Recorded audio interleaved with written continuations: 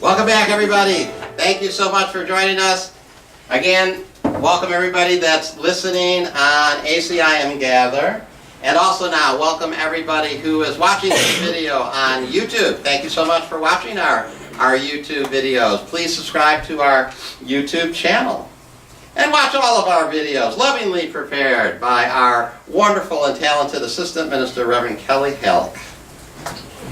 Okay, the title of my talk today is the time of learning over. Is the time of learning over? We should be asking ourselves that question. But before I talk about that, I want to talk about garbage. I want to talk about garbage because I have something I need to learn about garbage. I have something about garbage that I just haven't gotten because it keeps manifesting in my life. I mean literal garbage. Garbage cans. For some reason, I have this thing about garbage cans. I could tell a whole story about it, but when we were at 2269 Market Street, it was sort of this thing that you had to bring the garbage down, this 20 step stairway, sometimes really heavy, and then I had to bring the garbage cans up. And then because the garbage cans were there on Market Street, people just threw all kinds of crap in them. And so I would have to clean them out because otherwise they would smell. Okay, so and then I got all kinds of stuff about garbage. I have it at 32 Cumberland where I live, got garbage. And now at our new location, I was thinking maybe the garbage situation was going to get better. No, it's gotten worse because we're in an office in a building that shares with a restaurant and a juice shop, and they generate a tremendous amount of garbage, and they don't have very good garbage etiquette, and so things end up in the wrong cans, and gooey, ugly food stuff gets spilled in cans without them cleaning it or not in a container or a bag. And then our door is right near the garbage shed, which means we smell it. And also, they tend not to bring the garbage cans back down, and so we walk right past them to get down to our place. And also, if it wasn't going to get worse, and it is going to get worse, where the new office is right next to like the rowdiest, trashiest bar that you can possibly imagine. And late on Saturday night, there are drunks everywhere. We're like right around the corner, and they love to just come around the corner and vomit there, right? And sometimes defecate there. It's really awful. It's really disgusting. And so Jesus. I walk by that and see that. I can't believe it. Oh, it's really bad. And sometimes they aim for the garbage can and they miss, and it's kind of on the garbage can and on the sidewalk. It's really awful. Enough. And it's always somehow up to me to clean it. I don't quite understand, because nobody wants to do it. Nobody wants to do it. And I walk by it, and I remember something that I learned at an old EST seminar like 30 plus years ago, and I just remember the guy, the teacher of the seminar, the leader, said he was talking about someplace that he was going. I think it was on a creek bed, and somebody had thrown some garbage there, and it was in front of his house, and near his house, and every day he walked by it, and he kept saying, "Who's going to clean that up?" And then he walked by it the next day and said, "Who's going to clean that up?" And the third or fourth, by the sixth day, he got his answer. He was going to clean it up. The answer is, "Oh, I'm going to clean it up." And then the only answer there, then really, or the question is really like, when? And then, when am I going to clean it up? And right now, even at 32 Cumberland, I don't know if Reverend Peter has seen it, but on the side of our house, somebody defecated there. And it's smeared. They must have been leaning up against the house. It's smeared all down the house and on the sidewalk. And I've been walking by that for about a week now, just hoping somebody else cleans it up, but I know they're not going to. So it's me. So I don't know, it's like, this is my question. What is it with me and garbage? I don't quite get it, but I got something. Or, what I got though, is that it's my job. It's part of my special function. I'm here to clean up the garbage and the shit and the vomit of the world. Because that's just what I do. And I want things to look nice. And I want my living situation to look nice, and I want my office to look nice, and I want my home to look nice. And I think of this quote, "Child of God, you were created to create the good, the beautiful, and the holy. Do not lose sight of this." So I just surrender into that special function. And there is nothing really more that I believe I have to learn about it, except to just ask myself the question, when am I going to clean it? And the sooner the better. The sooner the better, because otherwise it's just going to bother me, and countless people are going to walk by and they won't even see it, but I see it. It's my special function. There's nothing more for me to learn. The time of learning anything about the garbage, I believe, is actually over. The only thing to learn about it is what I was told at the S seminar 30 plus years ago, is when. Like when? Like now? Maybe now would be a good time. Okay, is the time of learning over? I've been studying A Course of Love along with A Course of Miracles for about a year now, and this is one of the themes in A Course of Love, that the time of learning is over. That we are to really just assume our Christed nature, be the Christ, and let go of the old way of learning. And if you look at your programs, Reverend Kelly found an amazing illustration for the front. You know, there's nothing on the blackboard anymore. You know, there's nothing, you know, the teacher isn't writing anything on the blackboard. The time for learning now is over. And the Course of Love actually says the time of the Holy Spirit is also over, because the Holy Spirit in the Course of Love is the intermediary that we use to learn. And if we're really going to assume our Christed nature, we need to shift that. We don't need an intermediary anymore. We should be able to directly access the wisdom ourselves from the divine. We can be the Christ. We can bless every act that we do. There's nothing on the blackboard. We don't need the intermediary. As I said, it is the time of Christ. Now, one of my things that I like to talk about a lot, and I still going to talk about it, because I still see a lot of people making this confusion in their mind. And so when A Course in Miracles talks about Christ, it doesn't mean Jesus. It doesn't exclude Jesus. But when it says the time of Christ, it doesn't mean the time of Jesus. And when it talks about Christ's second coming, it doesn't mean necessarily Jesus' second coming.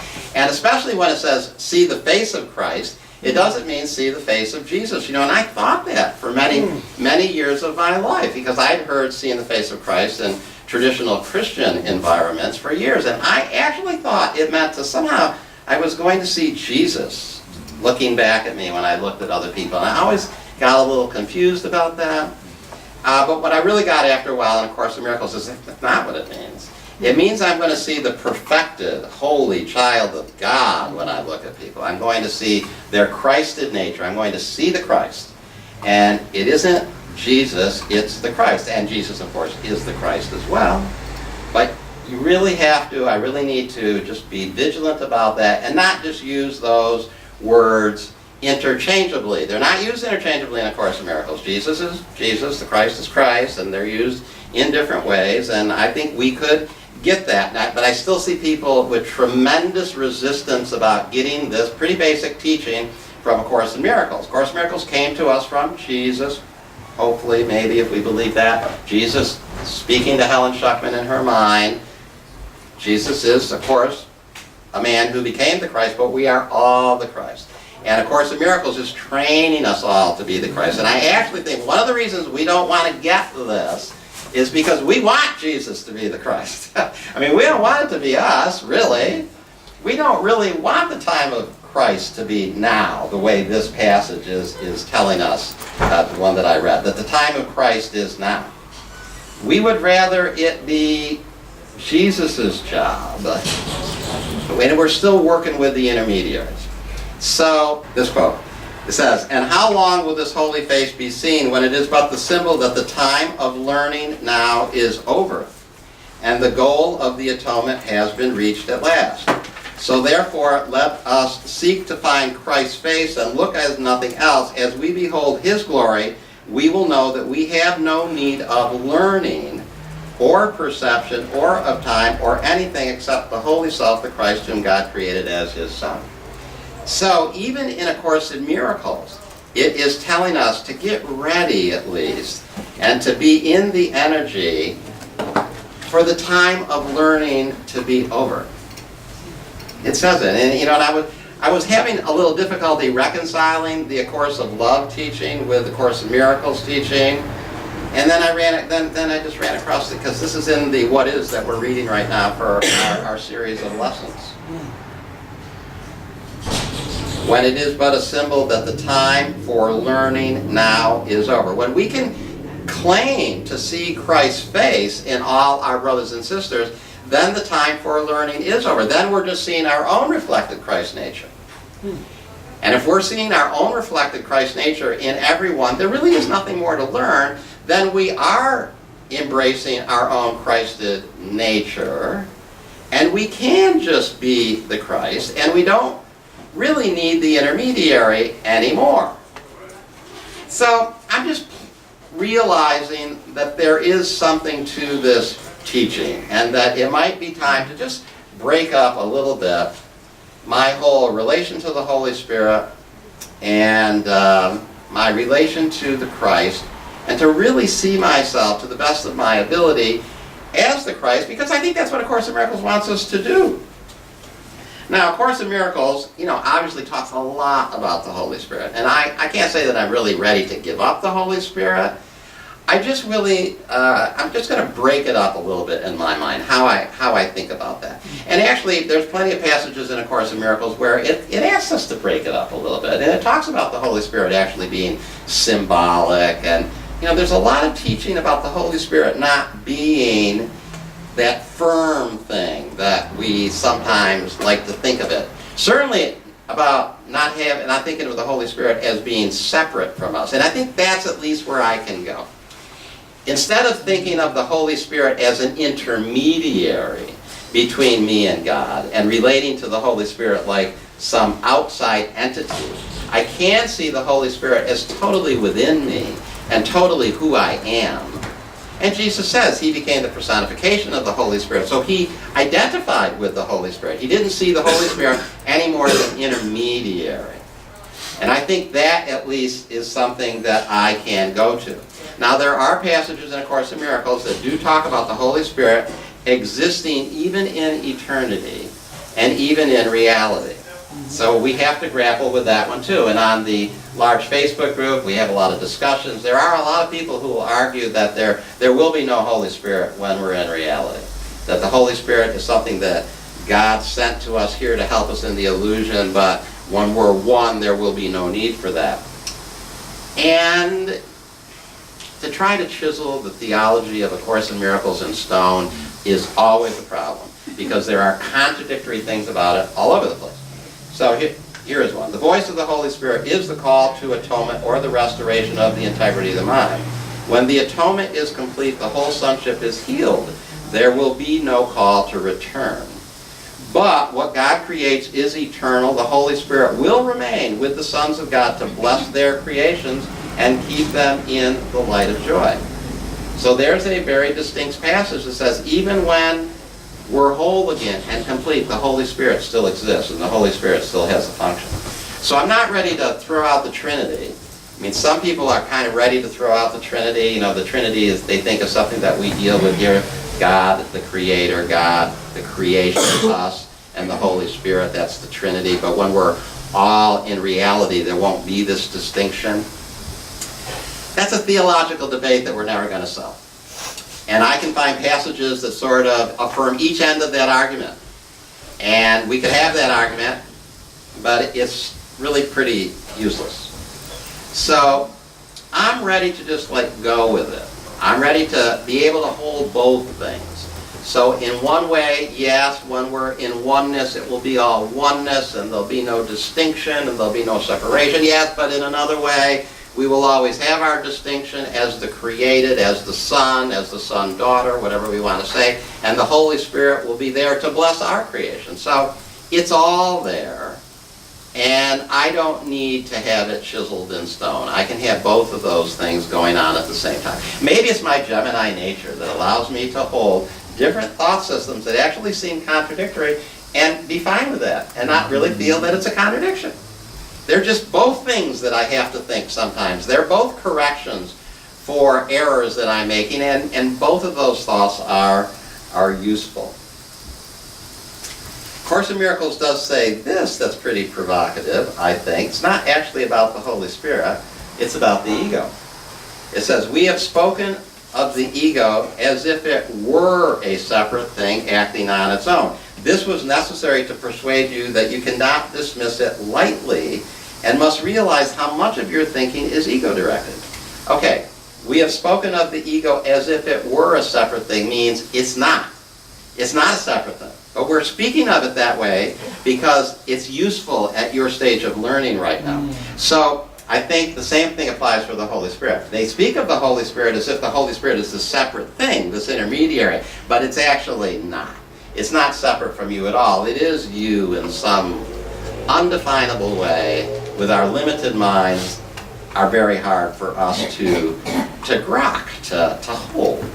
But we need to be comfortable, I think, with a lot of contradictions. I actually think really being a spiritual person is that ability to somehow just understand that words are going to fall short, and to be comfortable sometimes with things that may seem contradictory, but what is not contradictory is the peace and the guiltlessness that the curriculum is guiding us towards.